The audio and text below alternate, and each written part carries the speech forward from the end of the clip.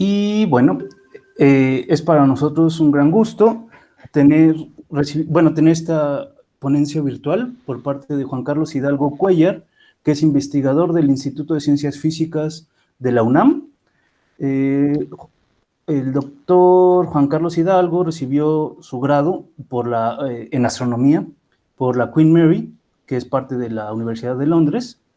Cuenta con 2 estancias postdoctorales, una en el Instituto de Astronomía de la UNAM y el segundo en la Universidad de Portsmouth, también en el Reino Unido. Y sus líneas de investigación son en cosmología relativista, donde estudia el universo temprano, la formación de estructura cósmica, efectos de no gaussianidad en perturbaciones cosmológicas, también agujeros negros primordiales, que es justo el tema de la plática de hoy, donde estudia la estadística, evolución cosmológica, viabilidad de modelos de recalentamiento.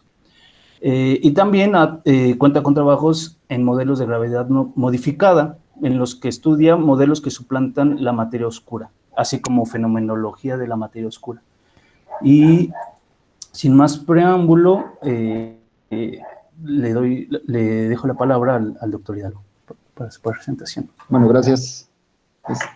Como bien dijo Emilio, yo trabajo en el Instituto de Ciencias Físicas en Cuernavaca y desde aquí les estoy platicando. Y bueno, es un gusto poder dar este seminario. Es el primero que doy virtual, así que si hay algún problemilla, pues me disculpan. O si me quieren interrumpir, también avísenme. Y bueno, normalmente comienzo esta plática dándoles ahora sí que un apagón diciendo que los agujeros negros primordiales no existen o no han sido detectados, pero los últimos años nos han dado signos de sorpresas en la detección directa de agujeros negros. Y digo sorpresas porque nos han mostrado agujeros negros en donde no sabíamos que existían. Y quizás el ejemplo más evidente es uno que salió hace poco, fue publicado este mes, y se trata de 2 agujeros negros que fueron detectados por Virgo y LIGO, que tienen masas muy atípicas. Y estas masas van desde un progenitor de 66 masas solares y otro de 85 masas solares, que están claramente en una banda prohibida de formación de agujeros negros según las teorías, porque debería de haber una inestabilidad que se llama inestabilidad de pares, que no permite que las estrellas colapsen a formar agujeros negros, sino que explotarían en esa banda de masas, ¿no?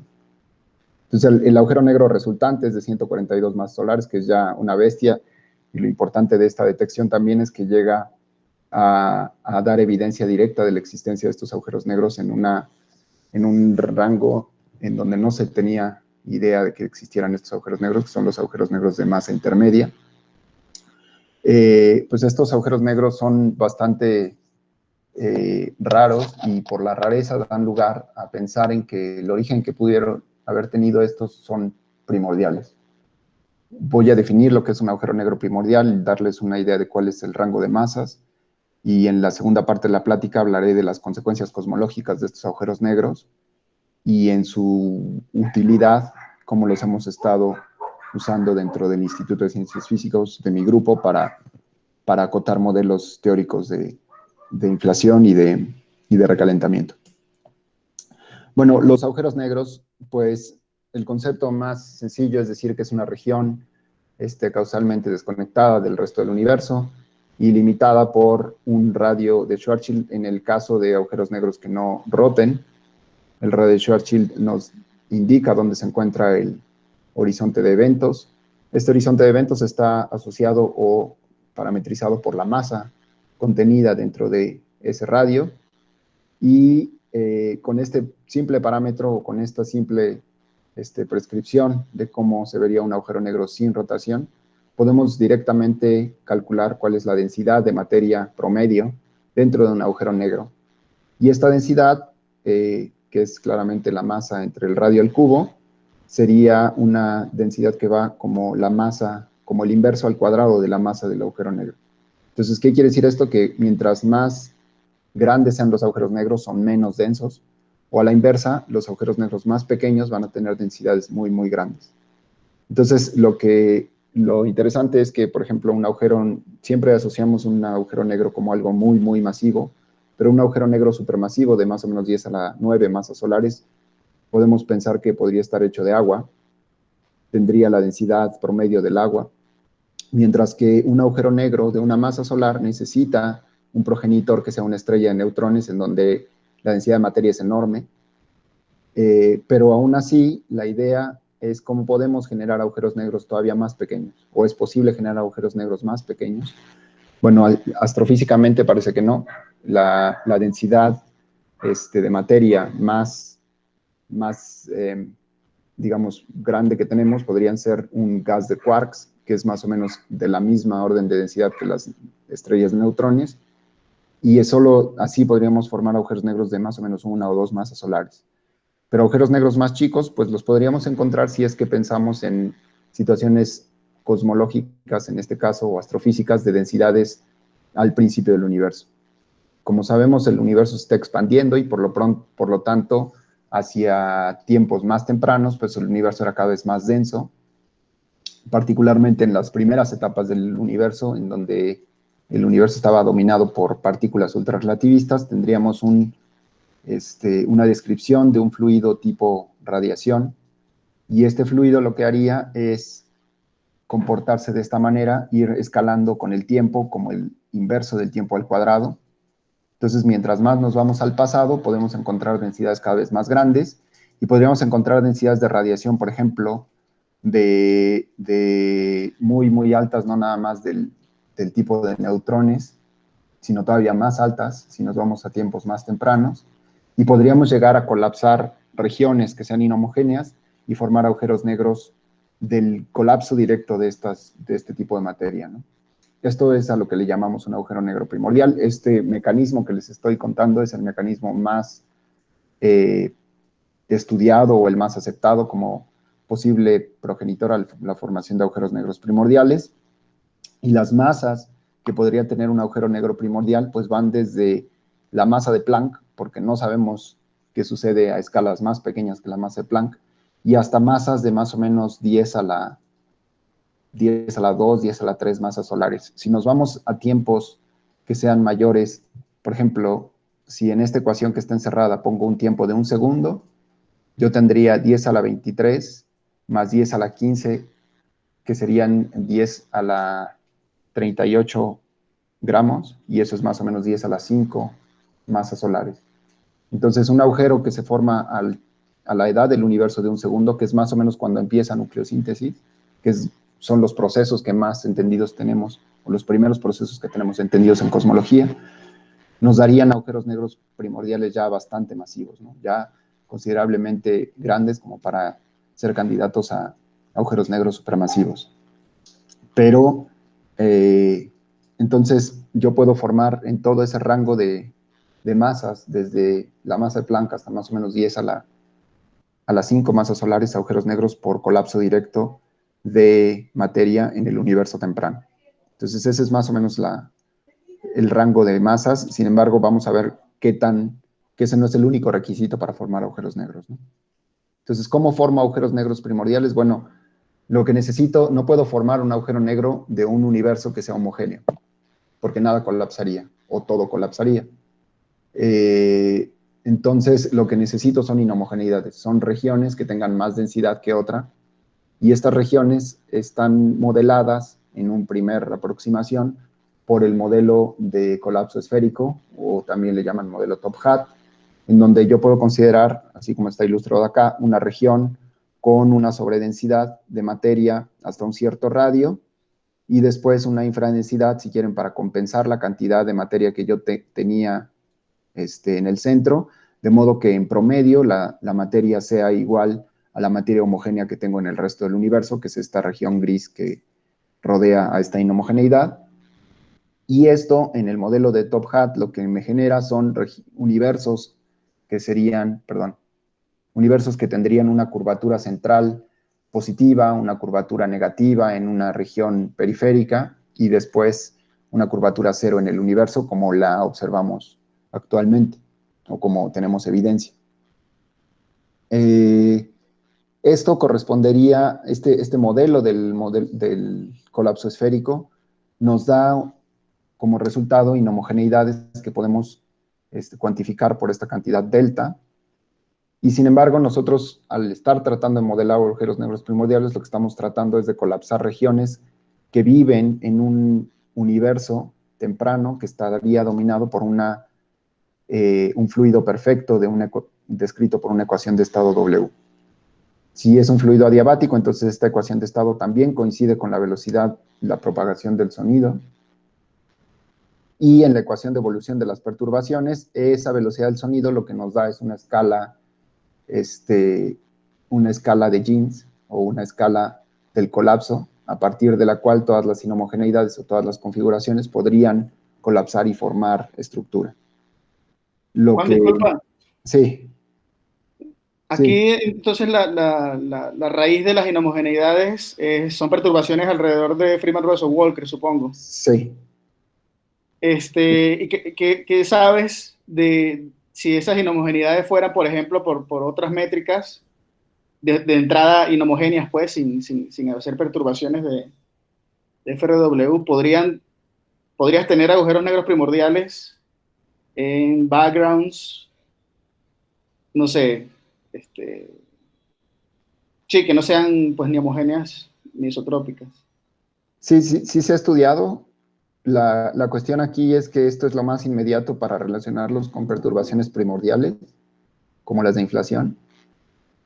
Y en un universo que observamos es lo más aceptado, pues un Friedman plano, ¿no?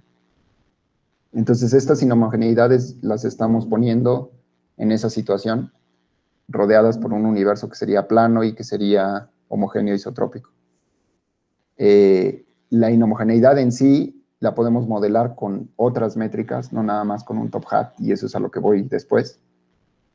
Pero eventualmente lo que queremos es saber si en nuestro universo pudiéramos, que está modelado por Friedman, pudiéramos formar muchos o pocos de estos agujeros negros. Ok, Juan, gracias. Sí. Entonces, como les comentaba, esta velocidad del sonido o equivalentemente la ecuación de estado, si es un fluido perfecto y adiabático, podemos tener, con perturbaciones adiabáticas, perdón, podemos tener una escala de Jeans que nos da un corte para las escalas que pueden colapsar y formar reestructura. En este caso, las estructuras que se formarían a tiempos anteriores a nucleosíntesis serían agujeros negros porque no hay realmente presión que las soporte, ¿no? No hay núcleos que puedan estallar como las estrellas que queman su, su combustible al formar más y más núcleos, ¿no?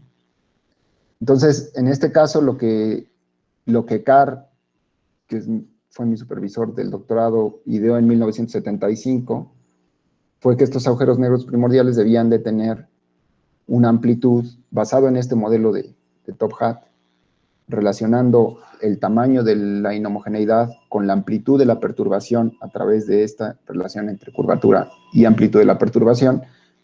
Entonces, Carr da un primer criterio de cuál debía de ser la amplitud de las perturbaciones que pueden colapsar y formar un agujero negro.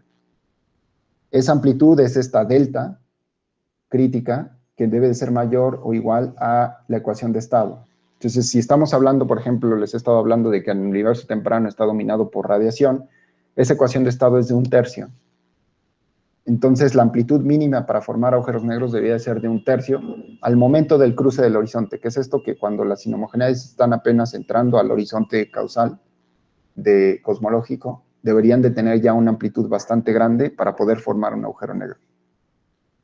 Entonces, esto le da un poco al traste a la formación de agujeros negros por la amplitud típica que sabemos que existe de perturbaciones primordiales, lo cual voy a comentar un poco más adelante. Pero antes de ir allá, y también para hablarle a los colegas que trabajan en relatividad numérica, pues les quiero comentar un poco sobre lo que se hace cuando hablamos ahora de formación de agujeros negros, ¿no? Este modelo es demasiado simplista y digamos que los últimos estudios o la última ola de estudios que forman agujeros negros primordiales, de formación numérica de agujeros negros primordiales, comenzó con este artículo en 2005, en donde John Miller y Luciano Rezzolla y el entonces estudiante Ilya Musko tomaron una serie de coordenadas Hernández-Meissner para poder seguir la evolución de inhomogeneidades de materia y, por supuesto, de la métrica, para que por lo menos en simetría esférica se pudiera capturar un horizonte aparente. Entonces las condiciones, o sea, el problema no es tan trivial, no solo por la evolución de las métricas, sino porque las condiciones iniciales necesitan tener modos crecientes y no lineales desde inicio. Necesitamos hacer una evolución numérica de perfiles muy específicos que no lleguen a un shell crossing, y lo cual sería una singularidad pues nada más del código. Y también tener una buena, ¿cómo decirlo? Un buen estudio, una captura de las situaciones en donde hay colapso, ¿cómo le llamamos? Fenómenos críticos, ¿no? Un rescalamiento, una autosimilaridad de las masas de los agujeros negros que se forman al final como función de las perturbaciones originales. Eso es lo que le llaman los fenómenos críticos para el colapso muy cercano al valor crítico de la amplitud para formar agujeros negros. Entonces, a mí se me hacía muy impresionante ver esta imagen en donde el tiempo va avanzando conforme estas líneas van bajando, y entonces una configuración inicial que tiene este perfil, digamos, en unidades del radio de Hubble, va a ir formando un cociente de la masa de Misner-Sharp con respecto al radio, que justamente le pega o se va pegando al valor del radio de Schwarzschild, ¿no? Entonces, esto va generando un horizonte aparente y lo pueden capturar durante muchos tiempos de Hubble para poder asegurarse de que realmente están formando un agujero negro. Y este panel de la derecha lo que ilustra es el caso de disipación. Acá yo tengo una inhomogeneidad, un perfil de densidad inicial del lado derecho, y del lado izquierdo tengo el perfil de velocidad. Entonces esto es densidad de energía, esto es velocidad. La velocidad primeramente tiene un pequeño, digamos, empujón hacia dentro con una velocidad apenas negativa, y todo el resto de la velocidad va siguiendo, digamos, la expansión de Hubble.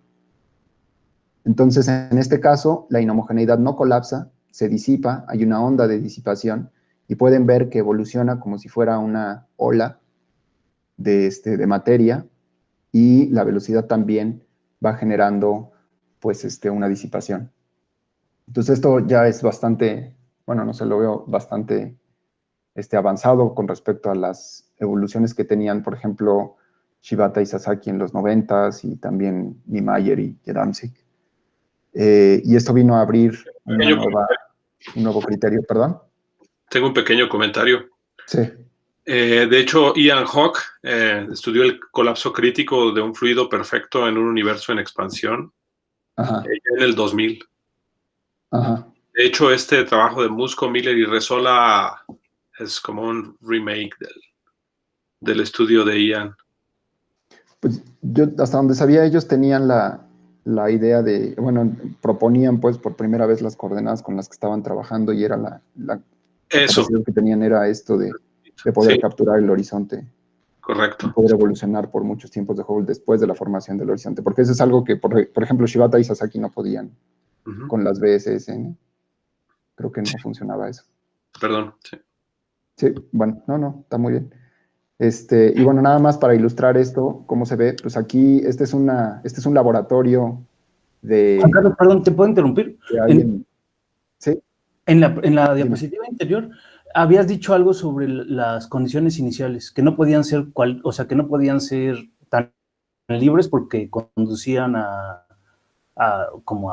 singularidades numéricas. ¿Qué tan genérica es la condición inicial que muestras, por ejemplo, en esta figura?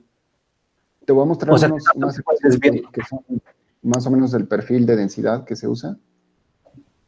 Sé que no puede ser cualquier perfil, pero yo nunca he hecho las simulaciones numéricas exactamente como para decirte, sé que no puede ser un perfil muy abrupto en la caída, en esta caída. Muchas veces utilizan gaussianas, pero gaussianas compensadas, de modo que, como viste en la caricatura del colapso esférico, necesitas una sobredensidad y una infradensidad, de modo que se compensen. Pero básicamente los tienen un cierto límite para que no tengas estos shell crossings. Ya, ok, gracias. Sí.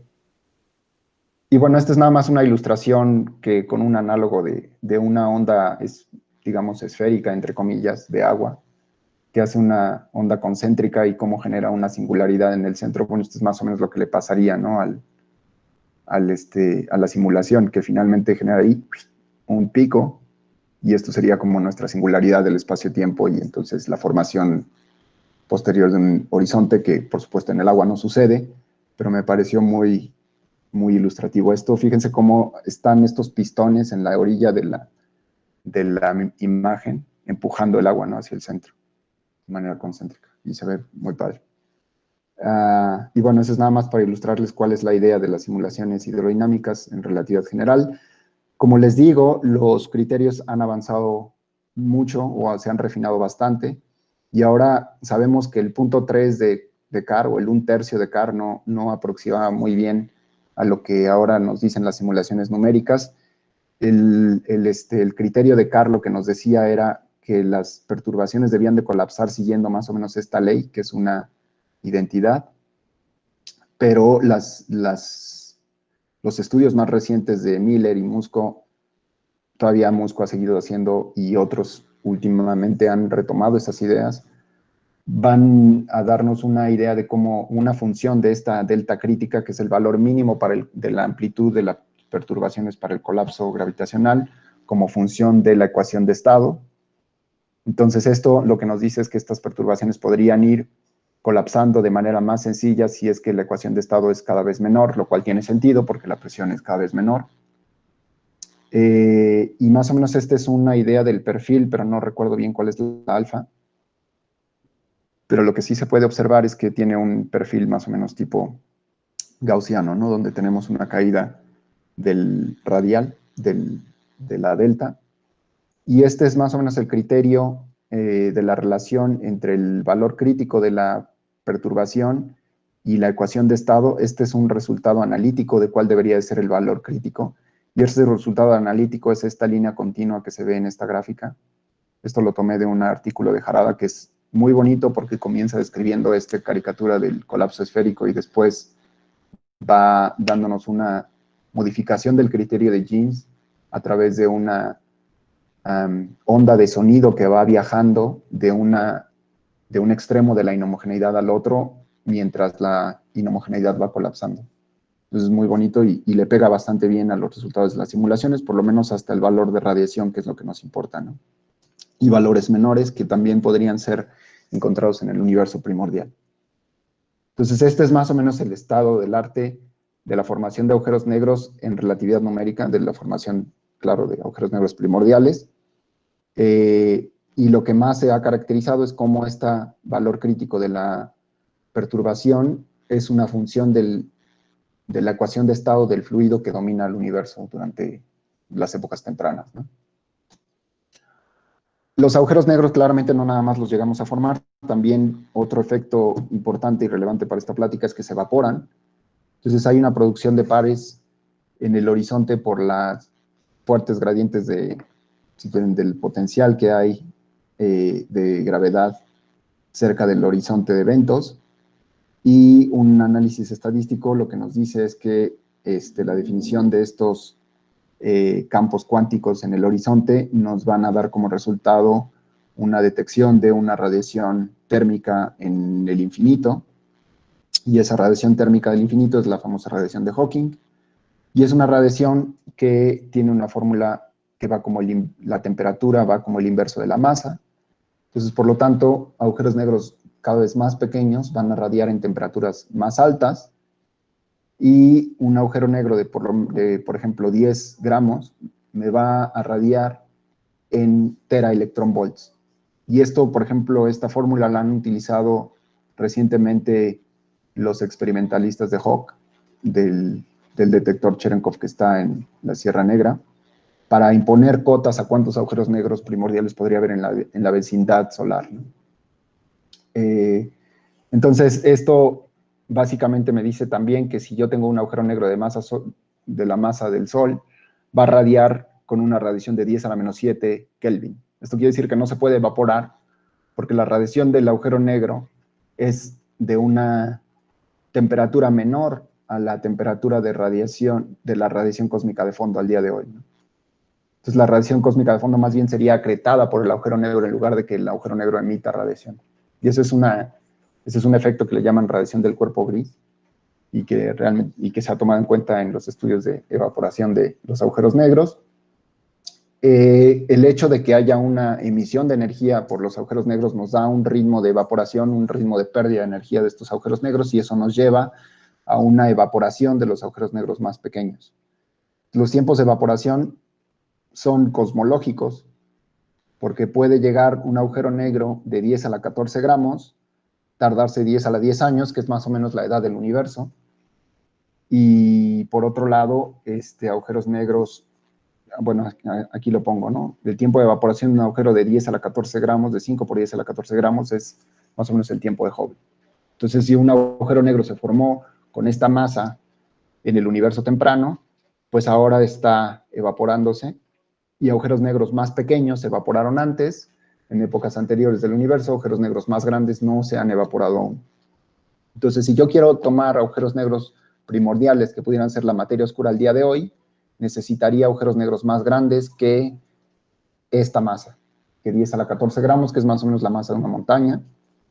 Si quiero pensar en agujeros negros más, o que me hayan arruinado, por ejemplo, o que quieran arruinarme las señales que yo tengo de la radiación cósmica de fondo o algo así, entonces voy a pensar en agujeros negros con masa menor a 10 a la 14 gramos, digamos 10 a la 13.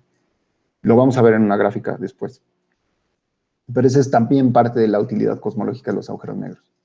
Entonces, esta es otra pequeña distracción de cómo podríamos hacer una receta para evaporar agujeros negros. Los agujeros negros, usando esta fórmula del tiempo de evaporación, podemos juntar un montón de bochitos, unos 1000 bochitos como los que había antes en la Ciudad de México de taxis, y comprimirlos hasta un radio de 10 a la menos 18 centímetros, porque necesitamos una densidad muy, muy alta, y esperar un segundo. Bueno, eso lo que haría es generar un agujero negro, generar un horizonte aparente, y entonces formaría un agujero negro con puros bochitos. Si esperamos a que esta masa, si la dejamos solita por un segundo, entonces lo que vamos a obtener es que la radiación de Hawking va a evaporar ese agujero negro. Entonces, a pesar de que era muy denso y muy masivo, en un segundo ya se disipó, se evaporó. Y esto parece broma, pero pues es bastante útil, porque si yo formo un agujero negro con esta masa de 10 a la 6 kilogramos en el universo temprano, se va a evaporar a la época en la que ya estoy en un proceso que sí conozco del universo, que es la nucleosíntesis primordial. Entonces, incluso estos agujeros negros tan pequeños no son útiles para poder saber si pudo haber efectos en procesos que bien conocemos en el universo. Por otro lado, para masas mayores, si tomo el paricutín, más o menos la masa del paricutín, hasta un radio de 70 Fermis, que es 10 a la menos 15 metros, y espero un tiempo de Hubble, entonces voy a formar este agujero negro y se va a evaporar en un tiempo de Hubble. Entonces, esa es más o menos la escala de masa y la escala de tiempo de evaporación de estos agujeros negros. Y estos son dos, por ejemplo, rangos de masas que a mí me interesan para poder restringir modelos del universo temprano. Entonces, ahora vamos a eso. Vamos a ver, ahora nos vamos a pasar a la relevancia cosmológica que tienen los agujeros negros primordiales y después a las aplicaciones con las que hemos estado trabajando. Disculpa, Entonces, ¿cuándo Juan es que Carlos, se forman? Ah, sí. Perdón, relacionado con lo anterior. Digamos, las perturbaciones iniciales que dan pie a los agujeros negros de los que estás hablando son aleatorias, o sea, puedes tener de distintos tamaños. Mi pregunta es, la masa del agujero negro, digamos, una vez que tienes esta perturbación, la masa del agujero negro, y si está arriba de la densidad crítica, la masa del agujero negro ya queda determinada, digamos, desde el inicio. No hay, o sea, no se ha estudiado o es relevante procesos subsecuentes de acreción. Sí hay procesos de acreción subsecuentes. Se sabe que, por ejemplo, la acreción de Mitchell no los hace crecer demasiado, y eso es algo que también estudiamos con mi estudiante Karim en su tesis de licenciatura. La acreción tipo Bondi, pues no los hace crecer demasiado porque el ritmo de crecimiento, bueno, la densidad de la radiación que hay circundante, pues solo absorbe cierta cantidad. No recuerdo bien la fracción o el valor de qué tanto pueden acretar, pero es solo una fracción de su masa y no es muy, muy significativo. O sea, no podrían crecer como para acretar demasiada materia para formar agujeros negros mucho más grandes, a menos de que acretaran materia oscura desde un principio. Y aún así costaría trabajo porque tienes que disipar el momento angular de la materia oscura, ¿no? Entonces, no es un proceso tan eficiente. Y también, bueno, dependiendo de qué es lo que definas como acreción, si la acreción la tomas en cuenta desde la formación de un horizonte aparente, entonces quizás este proceso que sucedería desde el primer momento en que tocas este punto de la formación de un horizonte aparente, entonces sí va a crecer un poco más, pero te digo, no va a crecer demasiado. La masa del agujero negro final, después de estas simulaciones, más o menos se asemeja a la masa contenida dentro del radio de Hubble al momento en que la inhomogeneidad entra al horizonte. Y normalmente eso es lo que se utiliza en los cálculos cosmológicos. O sea, no depende mucho de la morfología de la inhomogeneidad. Ya. Sí. Y solo por curiosidad, en el estudio que comentas que hiciste junto con tu estudiante, o sea, cuando dices acreción de Bondi, ¿es pensar que ya el espacio es solo Schwarzschild o sigue estando inmerso en un universo en expansión? No, es solo Schwarzschild y le ponemos una densidad de la materia externa que sería, pues, del universo, ¿no? Más o menos como similar a la del universo en la época en la que se formó. No toman en cuenta la posible, o sea, que sigue estando en un universo, o sea, digamos, ya está en una burbujita que ya está localmente, no, digamos, desacoplado de la expansión del universo. Sí. Perfecto, Sí. muchas gracias. Y luego, bueno, entonces estos agujeros negros se podrían formar según la gente lo ha tomado con el mayor, bueno, las masas más típicas con las que se forman son las que les comentaba antes, desde el final de la era inflacionaria hasta la nucleosíntesis primordial, es decir, cuando se empiezan a crear los primeros átomos. Y esto es porque la abundancia de átomos al día de hoy y el cociente de fotones a barionos o de bariones a fotones que se observa en el universo es determinado en esta época y está muy bien definido. Entonces, cualquier evaporación de un agujero negro o cualquier cambio de radiación a un componente de agujeros negros ahora sí que nos daría en la torre a este tipo de cotas que sí conocemos. No les he mencionado esto, pero si ustedes piensan en un gas de agujeros negros primordiales, en un conjunto de agujeros negros primordiales como componente del universo, estos agujeros negros primordiales van a comportarse en conjunto como una componente tipo polvo, una componente de materia sin presión. Y esto es porque, a pesar de que radian ondas gravitacionales, los agujeros negros cuando coalescen y chocan, pues lo que forman es básicamente un agujero negro igual a la suma de las masas de los agujeros negros progenitores. Entonces esto es una colisión inelástica y en donde no hay realmente una presión que me impida la evolución de estos agujeros negros como polvo, ¿no? Entonces esa es la presunción que los agujeros negros primordiales como conjunto evolucionan como una materia tipo polvo, y si nosotros tuviéramos en lugar de la radiación que observamos una materia tipo polvo a las épocas de nucleosíntesis, entonces varios de los procesos que conocemos bien como la formación de núcleos estarían arruinados por estas formaciones de nuevos agujeros negros. Entonces por eso es que les pongo esta banda de formación hasta más o menos la época de 4 segundos, que como les decía es una época en la que formaríamos agujeros negros ya bastante grandes, como 10 a la 5 masas solares, y la masa de formación en todo este rango va de 1 gramo hasta más o menos 10 a las 5 masas solares.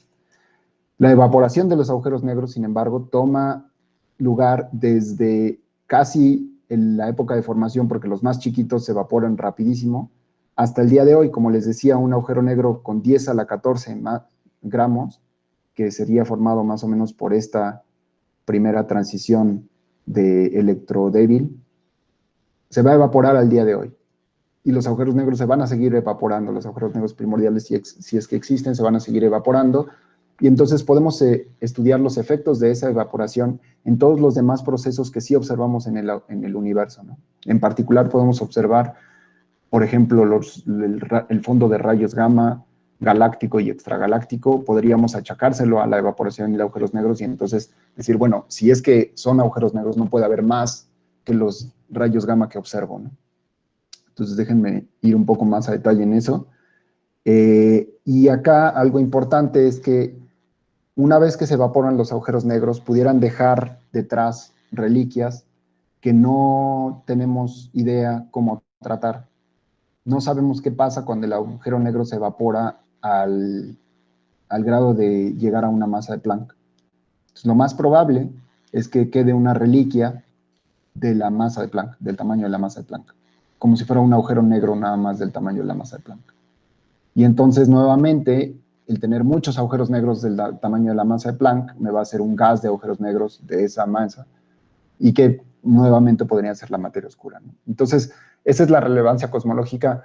Todos estos efectos de formación y de evaporación me pueden arruinar o me pueden modificar varios de los aspectos que ya conocemos bien en cosmología y por lo tanto podemos, a la inversa, imponer cotas a cuántos agujeros negros pudieron haberse formado. Sí. Juan, disculpa. Sí, relacionado precisamente con eso. O sea, esos agujeros negros muy pequeñitos que tú dices que se evaporan muy rápido te van a afectar precisamente la tasa de bariones a fotones. Sí. O sea, podrían influir en ese número. Y supongo que de allí ya sacas cotas de los tamaños de las masas o cuánto se tuvieron que radiar, etcétera. Pero eso necesariamente también va a implicar en la abundancia o la proporción de agujeros negros que te van a permitir la formación de estructuras si es que esta cosa fuera realmente materia oscura. Sí. Entonces, no, o sea, si es, o en qué medida si es congruente las cotas del universo temprano con las de más tarde Ahorita voy a ello. Ahorita voy a presentar un par de gráficas. Espero que pueda responder tu pregunta con eso. Gracias, No, Juan. Okay. lo discutimos más. Como les decía, estos agujeros negros se formarían en el universo temprano en situaciones en donde el universo pudiera tener distintas ecuaciones de estado. Puedo tener recalentamiento, que es una época al final de inflación, donde la ecuación de estado puede ser desde 0 hasta 1/3. Cuando llegan los campos del modelo estándar a presentar ecuaciones de estado de 1/3, es cuando ya se dice, bueno, ya terminamos con recalentamiento y ahora sigue una etapa de dominación de radiación. Puedo tener transiciones de fase en distintas etapas, como aquí les mostraba. Puede haber una transición de fase electrodébil, puede haber una aniquilación de quarks-antiquarks, puede haber la bariogénesis, la leptogénesis y todo eso. Todas estas no entendemos todavía muy bien, algunas por lo menos, cuáles son los tipos de transición que hay entre una época y otra, y puede haber situaciones en las que la ecuación de estado baje mucho hasta 0 o llegue a subir y generar esta stiff energy, ¿no?, que se llama. Y luego en nucleosíntesis sabemos que pues, la ecuación de estado tiene que ser 1/3 porque está dominado por radiación, eso ya lo sabemos. Entonces, en épocas casi desde el Big Bang hasta la nucleosíntesis del Big Bang, o digamos desde el final de inflación hasta la nucleosíntesis, esperamos que la ecuación de estado sea más o menos 1/3. Y nuevamente esto es relevante porque dependiendo de la ecuación de estado va a ser el valor crítico de formación de agujeros negros. Y esto es más o menos lo que está ilustrado acá, y con esta gráfica también que sacamos de Harada del 2014, ¿no? Ahora, ¿cómo es que voy formando estos agujeros negros? Como les decía, se forman a partir de agujeros negros, o cuáles son los progenitores de la formación de agujeros negros, se forman a partir de inhomogeneidades en el campo de perturbaciones primordiales. Estas perturbaciones fueron generadas en inflación. Lo que sabemos es que las perturbaciones de curvatura en las etapas superhorizonte no cambian con el tiempo o se permanecen constantes. y una vez que entran nuevamente al horizonte después de inflación, ya cuando está dominando, por ejemplo, radiación, esta línea roja representa el crecimiento del horizonte de Hubble. Entonces, digamos que los tamaños comóviles de las perturbaciones vuelven a entrar al horizonte y podemos hacer una lectura en el CMB de cuál es la amplitud primordial de las perturbaciones, porque se observan algunos modos que deberían de estar fuera del horizonte, pero también podemos ver que estos, si tienen una amplitud suficientemente grande, van a colapsar y formar agujeros negros, ¿no? Entonces, dentro de la distribución aleatoria de todas estas perturbaciones va a haber picos, y esos picos son los que nos van a generar algunas estructuras que finalmente colapsarían. Si es que colapsan en épocas suficientemente tempranas, pues agujeros negros primordiales. La única evidencia que tenemos de la amplitud de estas perturbaciones primordiales dentro de este esquema del origen inflacionario de las mismas es a través de la radiación cósmica de fondo. Los multipolos de valor más bajo corresponden a modos de perturbaciones que estaban fuera del horizonte a la época de la última dispersión. Esto quiere decir que estas amplitudes no se formaron o no estaban en contacto causal durante ese periodo, y eso quiere decir que estas deberían de ser primordiales. No son 0, son de un valor bastante pequeño, que es 10 a la menos 5, y esto le da un poco al traste a la posibilidad de formar muchos agujeros negros, porque esta amplitud de curvatura es similar a la amplitud de la perturbación de materia. Entonces, lo que entendemos por inflación y por esta ilustración del espectro de la radiación cósmica de fondo es que las perturbaciones deberían de tener una amplitud de más o menos 10 a la menos 5. Entonces, comparar 10 a la menos 5 con este valor de 0.4, 0.2 que deberíamos de tener para formar agujeros negros, pues es muy, muy pequeño. Entonces, en un modelo estándar, digamos, de perturbación y de inflación, en donde las perturbaciones son casi invariantes de escala, no voy a poder generar muchos agujeros negros primordiales. Y esto también, bueno, esto es lo que quiero ilustrar acá. Lo que nosotros tomamos como para formar agujeros negros primordiales son esta varianza de las perturbaciones, que está directamente relacionada con el espectro de potencias de las perturbaciones primordiales, y ese espectro está parametrizado por un índice espectral y un valor de las perturbaciones a una escala, ojo, una escala de referencia que es bastante grande. Entonces, sabemos que no podemos formar muchos agujeros negros primordiales porque observamos en las galaxias y en la radiación cósmica de fondo un espectro muy pequeño. Sin embargo, déjenme saltarme esta, bueno, y esto es a lo que les mencioné anteriormente. La amplitud de formación de radiación es mucho más grande que la amplitud media de las perturbaciones que se observan.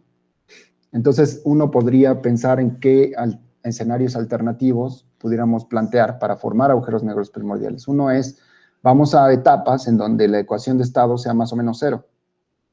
En etapas en donde es más o menos 0, entonces vemos que la amplitud de las perturbaciones mínimas, es justamente cercana a 0.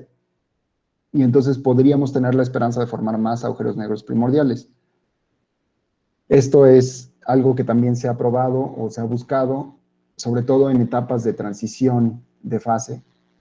Y de esa manera se han podido acotar algunas transiciones de fase. Por otro lado, también podríamos tener el running del espectro de potencia, ¿no? O sea, no tener nada más un espectro de potencias que dependa nada más con una pequeña pendiente de la escala, sino que este índice espectral o este exponente también dependa de la escala y tenga una derivada mayor a 0, y entonces pudiéramos tener mayores perturbaciones a escalas más pequeñas. Eso se los voy a platicar un poco más a detalle. Otra opción es que en el espectro primordial de potencias tuviéramos picos, es decir, tuviéramos, digamos, irregularidades del espectro o épocas en donde de pronto se formaron, digamos, por ejemplo, en inflación híbrida o en inflación de múltiples campos. Si hay una transición entre la dominación de un campo a otro, entonces puede haber un pico en el espectro de potencias. Y acá lo que les estoy mostrando en esta gráfica es nada más las escalas. Aquí está en megaparsecs a la -1, lo cual quiere decir que estas escalas en donde realmente se tiene acotado el espectro de potencias son escalas muy, muy, muy grandes, porque son del orden de megaparsecs o cientos de megaparsecs, mientras que para formar agujeros negros primordiales yo necesito escalas muy, muy, muy pequeñas, ¿no? Entonces, la razón por la cual los agujeros negros primordiales no están totalmente muertos, y eso es algo que yo no entendía en el doctorado y por lo cual abandoné el tema durante muchos años, es que estas perturbaciones se encuentran a escalas muy distintas a las escalas de formación de agujeros negros primordiales. Lo que más le da al traste, pues, es que no tenemos una detección confirmada de agujeros negros primordiales, pero sí podemos acotar modelos cosmológicos si es que tuviéramos una sobreproducción de agujeros negros primordiales, y de eso se trata el juego de la formación. Para nada más resumir esto, déjenme decirles que estos agujeros negros primordiales pueden ser la materia oscura, como mencionaba Francisco. También podemos detectarlos si vemos rayos cósmicos o rayos gamma, y también podrían ser los responsables de las coalescencias o colisiones de agujeros negros que observamos con los detectores de ondas gravitacionales al día de hoy.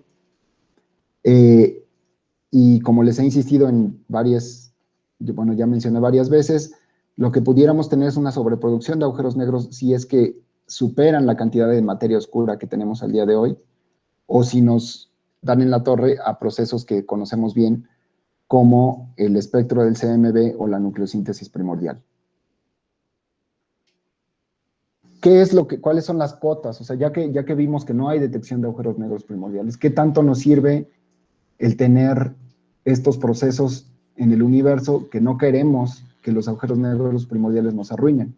Bueno, pues esos procesos básicamente son las no detecciones de agujeros negros primordiales, y lo cual genera cotas a la abundancia de estos agujeros negros, ¿no?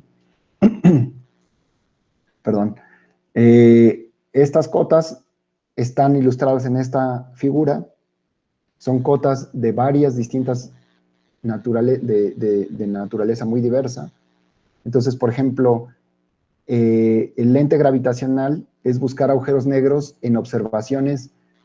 Por ejemplo, hubo un survey que se llamaba, no recuerdo cómo se llamaba, Frías, me parece, que estaba observando Andrómeda, la galaxia de Andrómeda. Por mucho, mucho tiempo estaba buscando las cefeidas y todas las estrellas variables en Andrómeda para poder caracterizar esas estrellas. Pero por lo mismo de estar observando el mismo campo todo el tiempo, estaba también observando posibles señales transientes, que les llaman. Entonces, un agujero negro pasando entre nosotros y Andrómeda que distorsionara los lentes gravitacionales por un lente gravitacional, la señal que nos llega de Andrómeda, podría entonces haber generado una señal, y como no se observó tal cosa, entonces lo que tenemos son cotas a cuántos agujeros negros pudo haber, no hay, o no puede haber en el universo, porque nosotros no los hemos observado en ese survey. Entonces eso nos genera, en este caso, nada más esta línea morada, que nos da una idea de cuál debería ser la cota de agujeros negros primordiales que se pudieron observar en este rango de masas. ¿Por qué? Porque el survey podía observar distorsiones por lentes gravitacionales solo para agujeros negros que tuvieran este rango de masas. O quizás un rango mayor, pero si lo observamos en un rango menor, vemos que si los agujeros negros primordiales de esta masa de 10 a la 20 masas solares, gramos, constituyeran toda la materia oscura, serían menos agujeros negros primordiales que los que podríamos detectar a través de ese survey de Frías. Y entonces la imposición de esta cota de que no pueden ser los agujeros negros primordiales más que la materia oscura es más fuerte que la imposición de esta observación en estas escalas. Hay muchas distintas escalas con muchas distintas cotas. Esta de fricción dinámica es una a la que también tuvieron contribución en su momento Tonatiuh Matos y Roberto Sussman, porque lo que se hacía, y creo que Javier Hernández también, lo que hacían era, pues vamos a ver si un agujero negro está dando vueltas en la galaxia, pues lo que va a estar haciendo es jalar materia acretar materia y generar una colita de materia atrás del agujero negro, y esto lo que va a hacer es frenar al agujero negro y lo va eventualmente a desacelerar al punto que el agujero negro caiga al centro de la galaxia. Entonces, eso se llama fricción dinámica, y el hecho de que la fricción dinámica nos hubiera generado este efecto en agujeros negros más masivos, nos pone una cota a la cantidad de agujeros negros que pudiera haber en la galaxia y por lo tanto en el universo. Una última, bueno, no voy a describir todos los distintos cotas que existen. Este de GW es de ondas gravitacionales, y solo en esta pequeña ranura de masas tiene una injerencia o es más fuerte que todas las demás inhomogéneas cotas. Y en particular, el GGB, es por rayos gamma galácticos que pudieran ser el producto de la evaporación de agujeros negros primordiales. Si se fijan, de todas las cotas, es la cota más fuerte a la abundancia de agujeros negros. Perdón, no les definí la beta. ¿Ya ven? No me detuvieran, pero bueno, la beta básicamente es el cociente de agujeros negros primordiales respecto al total de la materia que existe en el universo en el momento de formación de los agujeros negros primordiales. Esa es esta definición de la densidad de agujeros negros sobre la densidad crítica del universo, pero esto se evalúa en el momento de formación de agujeros negros. Entonces, la cota que tenemos de abundancia, ¿alguien dijo algo? ¿Alguien quería decir algo? Yo, para entender la gráfica, o sea, la región permitida es lo que está debajo de las curvas.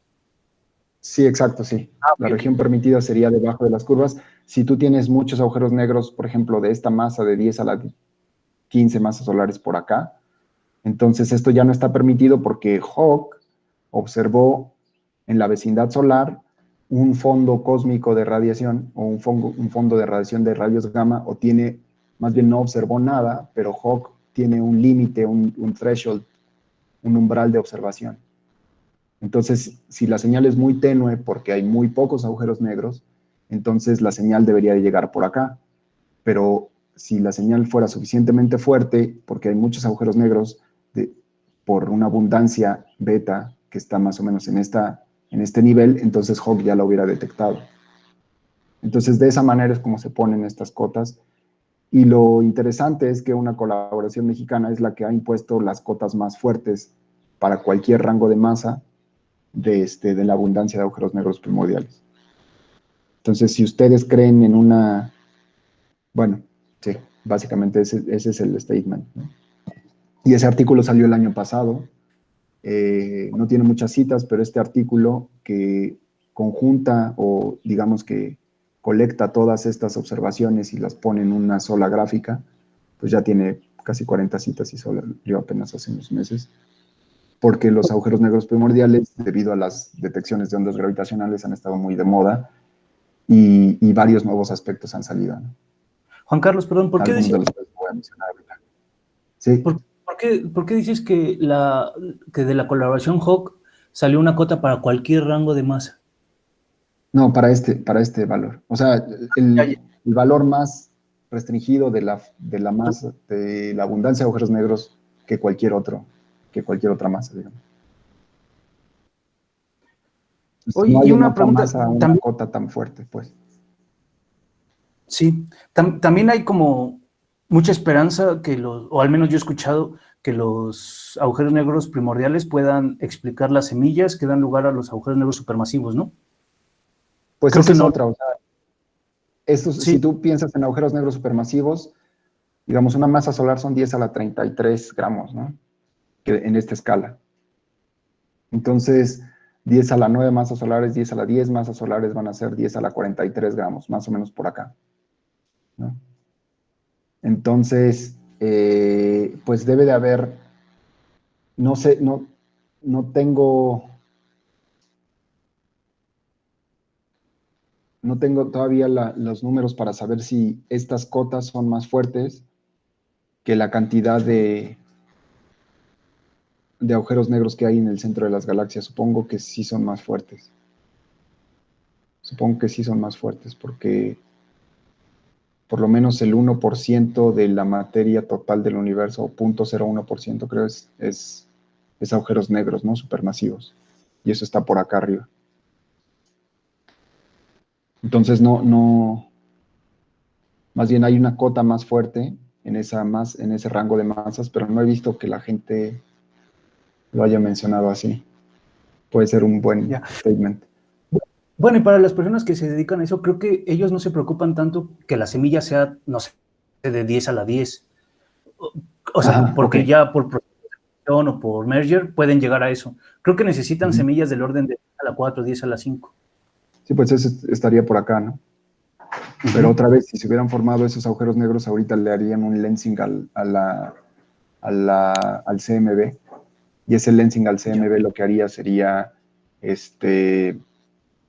generar agujeros negros más bien generar, bueno, hay cotas a esos agujeros negros en este rango de masas, ¿no? Y bueno, vamos ahora nada más a lo que hemos estado trabajando en los últimos 5 minutos que me quedan.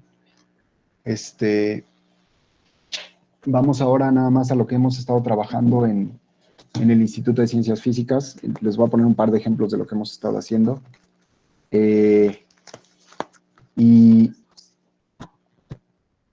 Y ahora vamos a ver el primer ejemplo. Pues lo que les decía de las amplitudes, las perturbaciones primordiales, se ilustra muy bien en esta imagen. Las amplitudes de las perturbaciones primordiales observadas en la radiación cósmica de fondo están más o menos en este rango de valores del número de onda, mientras que aquí observamos que las cotas a la abundancia de agujeros negros primordiales se encuentran en todos estos rangos de masa, ¿no? Entonces, claramente el espectro no corresponde al mismo número de onda, o podría yo utilizar estas cotas a pesar de que son muy tenues. La detección yo la tengo en este rango. Estas líneas básicamente lo que implican es una cota máxima y una cota mínima a la detección de perturbaciones primordiales. Y esto lo que demuestra o lo que denota es la correspondencia en cotas al espectro primordial debidas a las abundancias de agujeros negros. Y esto es porque esta beta que les estoy contando que es la abundancia de estos agujeros negros, se relaciona directamente con la distribución de probabilidad de perturbaciones, lo cual está dado por el espectro de potencias de las perturbaciones. Pero no perdemos esperanza en que pudiéramos generar estas perturbaciones con una masa pequeña, dado que hemos observado estas perturbaciones de una amplitud tan pequeña en unas escalas tan grandes, ¿no? Porque son escalas opuestas. Entonces, nosotros podríamos cocinarnos, y de hecho lo que hicimos fue cocinarnos modelos de inflación en donde hay un parámetro de corrimiento del índice espectral en el espectro de potencias primordial que es distinto de cero.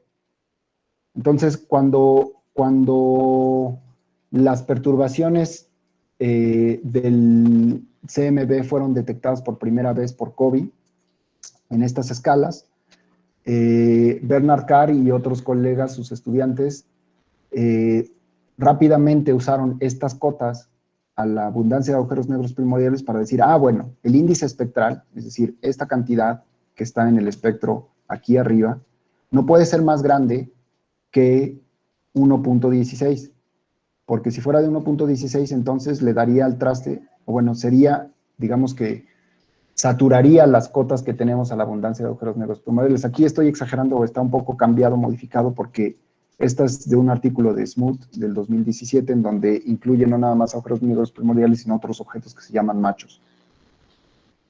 Por otro lado, lo que nosotros hicimos en la tesis de Sofía el año pasado es decir, bueno, si nosotros no solo consideramos un índice espectral que ya está muy acotado por observaciones actuales de Planck y de otros satélites y de otras observaciones de la radiación cósmica de fondo, podemos, sin embargo, acotar este otro índice, que es el running del índice espectral, nada más considerando las cotas que hay de agujeros negros primordiales a masas muy pequeñas, ¿no? Y estas cotas, básicamente, lo que significan es que no podemos tener reliquias de la masa de Planck muy abundantes, porque si no, entonces constituirían más que la materia oscura total del universo.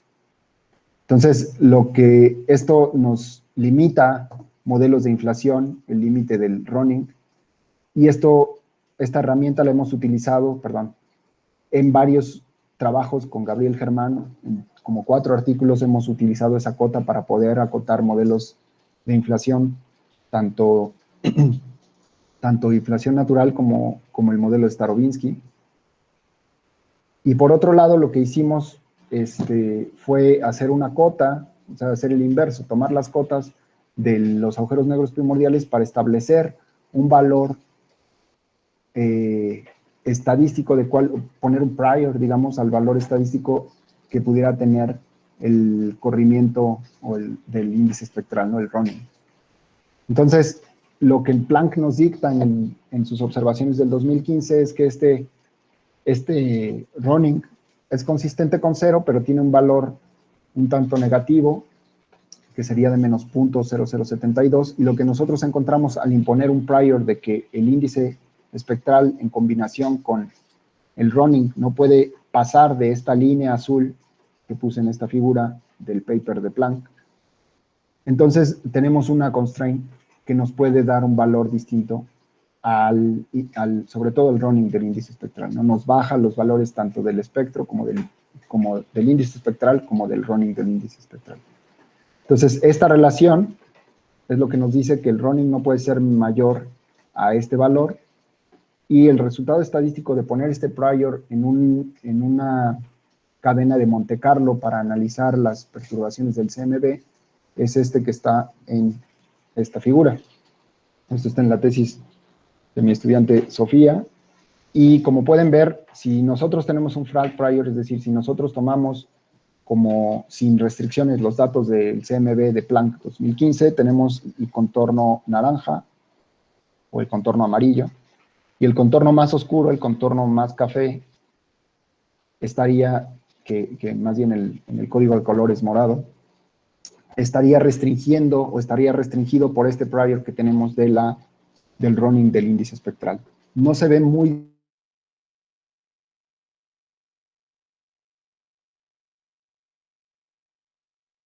reporte de Planck, que es el Planck 2018, tenga todavía diferencias más grandes, a pesar de lo que se pensaría intuitivamente, porque lo que reporta la colaboración son valores del Ronin más grandes.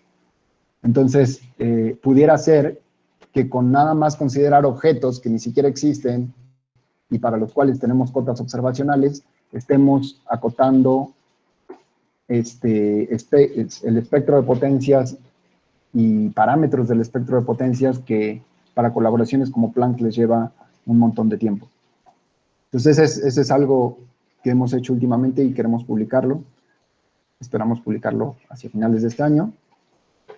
Y por otro lado, un último trabajo que les quiero mostrar que hemos estado haciendo con mi estudiante de maestría Karim es cómo un campo escalar oscilante al final de inflación, durante la época de reheating, nos puede generar un escenario muy propicio para la formación de agujeros negros primordiales. Y entonces podemos acotar ese modelo con la formación con las cotas observacionales que conocemos, ¿no? Si ustedes consideran un campo escalar oscilante dentro de un fondo cosmológico, lo que van a ver es que las inhomogeneidades de ese campo escalar tienen una banda de inestabilidad. La banda de inestabilidad nos genera una escala mínima para el colapso que le llaman la escala de Matthew o la inestabilidad de Matthew, si el campo escalar es real. Nosotros estudiamos el campo complejo y lo que encontramos es una escala de Jeans que nos da un valor más bajo para esta escala, por lo cual vamos a poder considerar números de onda más grandes y por lo tanto una banda de inestabilidad más grande. Digamos que para comparación el campo real solo va a colapsar para estas bandas que van entre la línea verde y la línea rosa, mientras que el campo complejo colapsa desde la línea morada hasta la línea rosa. Entonces esto nos da todavía una chance de producir más agujeros negros primordiales con masas más bajas y formar este agujero negro por colapso esférico es lo que nosotros hemos considerado, porque hasta ahora no hay un criterio dado para el valor mínimo de la amplitud de perturbaciones dentro de un campo escalar para formar un agujero negro. Y ese es un proyecto que también queremos perseguir. Lo que encontramos es que los agujeros negros primordiales que se formarían al final de inflación se evaporan y nuevamente podemos usar esta cota de que las reliquias del Planck no pueden ser mayores a la abundancia de materia oscura que observamos al día de hoy.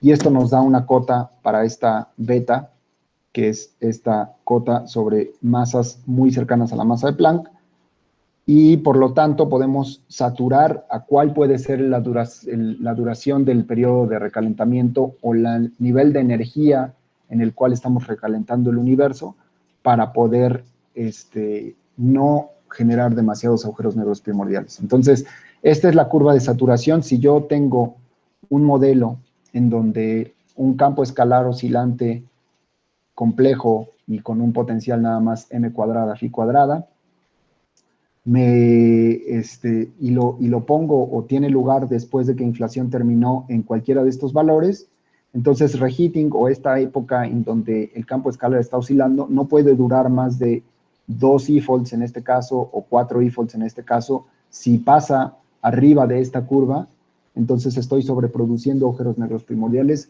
nada más por la inestabilidad de las inhomogeneidades. Como les digo, esto es un tanto especulativo porque no sabemos exactamente, este estudio fue perturbativo sobre las perturbaciones del campo escalar, pero no sabemos exactamente cuál es el caso no lineal. No sabemos exactamente cuál debería ser la amplitud, digamos, umbral para formar un agujero negro en esta situación. Estamos tratando de ver si podemos estudiarlo y espero que este estudio que hicimos salga también muy pronto. Sí lo quería tener antes de esta presentación, pero no nos dio tiempo, sobre todo porque Karim tuvo su examen y lo defendió exitosamente la semana pasada. Pero bueno, nada más para terminar, un breve resumen. Lo que les he mostrado, lo que les he querido mostrar es que estos agujeros negros primordiales se pueden formar estudiando técnicas de relatividad numérica y también viendo que no nos dé al traste con varios de los procesos de altas energías que conocemos. Vemos que los agujeros negros primordiales también pueden acretar o coalescer y formar agujeros negros más grandes. Y finalmente la evaporación también es un efecto que solo tendría lugar en agujeros negros primordiales porque, como les mostré, agujeros negros del tamaño de una masa solar como los astrofísicos no se van a evaporar en la edad del universo. Estos fenómenos y estas características nos dicen que los agujeros negros son útiles para modificar los procesos cosmológicos, para restringir modelos inflacionarios y también para ser detectados, ¿por qué no?, como sirenas estándar que nos pudieran ayudar a acotar cómo se ve el universo en distintas épocas y para caracterizar cuáles son los agujeros negros que son progenitores de estas colisiones de agujeros negros. Nosotros en particular trabajamos con agujeros negros primordiales para poder formarlos a partir de campos escalares y modelar qué es lo que sucedería en modelos de recalentamiento al principio del universo, para poder restringir parámetros de inflación canónica también, como les mostré con este running del índice espectral, y estamos esperando también poder estudiar más a fondo estos rayos gamma en la galaxia que pudieran acotar la cantidad de agujeros negros primordiales, estudiar a futuro el colapso del campo escalar complejo y real para formar un criterio de colapso de agujeros negros primordiales y también estudiar el ritmo de colisión de estos agujeros y cuál es su efecto en los detectores de ondas gravitacionales. Y bueno, con eso termino. Les agradezco mucho. Y aquí les dejo unas cuantas referencias y mis datos por si tienen más preguntas. Gracias. Muchas gracias, Juan Carlos. Bueno, hubo varias preguntas durante tu coloquio, pero tenemos tiempo para comentarios adicionales, dudas adicionales. No sé si quien quiera animarse. Yo tengo un comentario aquí y una pregunta. Mencionaste que en una de las investigaciones que hicieron acerca de el crecimiento de hoyos negros primordiales a través de acreción, utilizaron la acreción de Mitchell y llegaron a una conclusión de que no podían crecer tanto. Bueno, hace como 7 años hicimos un estudio parecido en el que trazábamos la acreción no lineal, es decir, permitiendo que el horizonte del hoyo negro creciera, y llegamos a la conclusión de que el rango de masas posible que podía crecer era dependiente de la masa del hoyo negro semilla y del tiempo que tardaba en acretar. Es decir, del tiempo, la ventana de tiempo en la que acretaba radiación. Entonces, me gustaría quizá cruzar información con la que ustedes tienen y a lo mejor podríamos repensar un par de cosas. Sí. Y quizás sería interesante. Digo, en aquel tiempo había menos observaciones que hoy y quizás sería interesante reexplorar esa idea. Sí, quizás la limitación más grande que teníamos nosotros en el estudio era que realmente no estábamos considerando la expansión del universo y era nada más un fluido ahí estacionario que estaba acretándose directamente a un horizonte tipo Schwarzschild, ¿no? Además. Entonces, ahí puede que sí está muy limitado y sí valdría la pena darle una repensada, sobre todo, nuevamente, a la luz de las últimas observaciones, ¿no? De estos agujeros negros tan bestiales que no sabemos de dónde vienen. Exactamente. Bueno, ahí me comunico contigo, Juan. Va. ¿Alguna otra pregunta?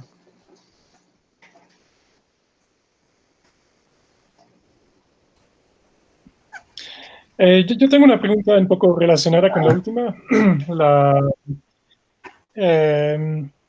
¿Qué se sabe? Bueno, porque una cosa es el horizonte aparente, ¿no? Y la otra cosa es el horizonte de eventos. O sea, el horizonte de eventos realmente es lo que distingue cuáles son los fotones que van a llegar al infinito de los que van a quedarse atrapados. Y cuando tienes un agujero negro estacionario, pues los dos coinciden y no importa cuál de los dos tomas. Pero cuando tienes un agujero negro dinámico, o sea, un espacio-tiempo dinámico, pues pueden ser muy distintos. O sea, si ves, por ejemplo, el colapso de una nube de polvo y mides dónde está el horizonte aparente y el horizonte de eventos, el horizonte aparente puede ser bien mucho más adentro que el horizonte de eventos. Entonces, ¿hay algún estudio que se hizo de tratar de ver qué pasa con el horizonte de eventos y si en algún sentido, digamos, los dos se acercan, así prácticamente en el tiempo, se acercan, aun si el universo ambiente se expande? O sea, de alguna forma... No hasta donde yo he visto. Ajá. Si la gente se ha quedado contenta con nada más definir el horizonte aparente, sobre todo supongo por las limitaciones computacionales que representa seguir evolucionando, ¿no? La configuración. ¿Qué tan estacionaria llega a ser al final de las simulaciones? No lo sé. Pero sí sé que las evoluciones que contempla, por ejemplo, este estudio de Miller y Resola y Musco, creo que evolucionaban por 400 tiempos de Hubble, ¿no? Entonces es un montón porque digamos que ese es el tiempo dinámico de la configuración. No es el único tiempo, claro, pero aquí se ve, ¿no? En este recuadro, este tiempo de evolución es hasta 400. Y ya quedan contentos con que el horizonte aparente se aproxima al radio de Schwarzschild hasta un 10 a la menos 4, ¿no? No sé, en estudios más recientes ahí quizás convenga preguntarle a Ilya Musco directamente qué tanto les preocupa que esto coincida o no con un horizonte de eventos. Pero sí, es buen punto. Cuando dice el radio de Schwarzschild, ¿cómo eso no lo toman simplemente igual al radio del... ¿Qué es lo que comparan? No he entendido. O sea, por un lado está el radio donde se forma tu horizonte aparente. Lo que ellos encuentran es cuál es el valor de este cociente. Esta es la masa de Misner-Sharp. Sí. Y este es el radio de la configuración, ¿no? Sí. Entonces lo que quieren es llegar al punto en el que ese radio sea 1. Sí, Entonces ahí es donde determinan que hay un horizonte. ok, pero me Que imagino, claramente es aparente, ¿no? ven, por ejemplo, que el radio se queda constante después de un tiempo, o sea, ya, ya no se mueve o se sigue, o sea, se Sí, no, expande. o sea, ya no se mueve respecto a un valor patrón que es este radio del horizonte en el tiempo del cruce del horizonte, ¿no? Ajá, Es un valor fijo, pues. ajá, ok. Sí.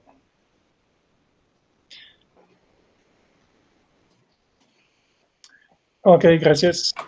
Sí. Ok, muy bien. Yo Sí. tengo otra pregunta. Adelante.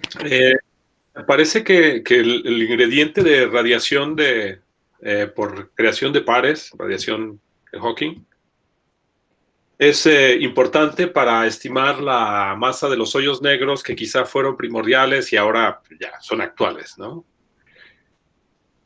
Sí, ¿es correcto? ¿En qué sentido? En el sentido de que, bueno, al principio hiciste una estimación de qué masas tendrían ahora los hoyos negros que quizás se Sí, formaron sí. entonces y a qué ritmo perderían masa por evaporación, ¿no? Ajá, sí. La pregunta es si existe ya alguna evidencia sólida respecto a la radiación de Hawking en algún experimento, Pues solo en agujeros negros análogos. pero no en astrofísica, ¿verdad? No. Sigue siendo más bien un ingrediente ahí especulativo todavía. Sí, Ok. sí, sí, sí. Sí, en agujeros negros análogos, creo que estos generados por condensados y incluso en fibras ópticas han hecho agujeros negros análogos, en donde parece que sí han observado radiación, algo equivalente, ¿no? A la radiación de Hawking, Perfecto. Gracias. pero sí, hasta ahí llega.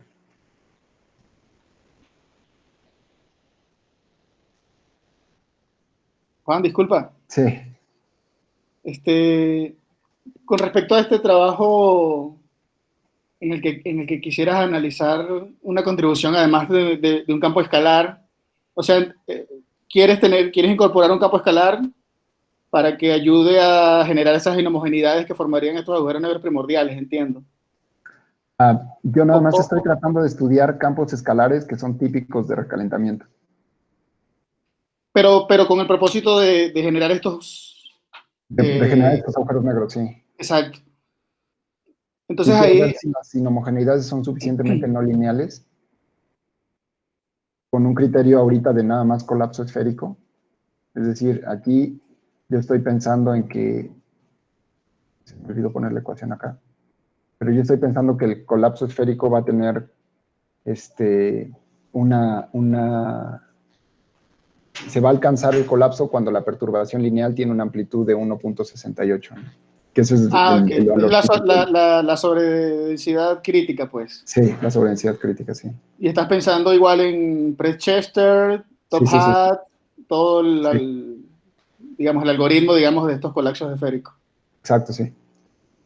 Y has pensado en escenarios, porque, digo, mencionas nada más un campo, pero en principio creo que también hay escenarios de multicampos Claro, en el que haya claro. transferencia de energía entre ellos, pero no Sí, sé, eso lo que nos va a modificar es justamente la banda de inestabilidad. O sea, el valor mínimo para una configuración o un modo número de onda inestable va a cambiar dependiendo del modelo.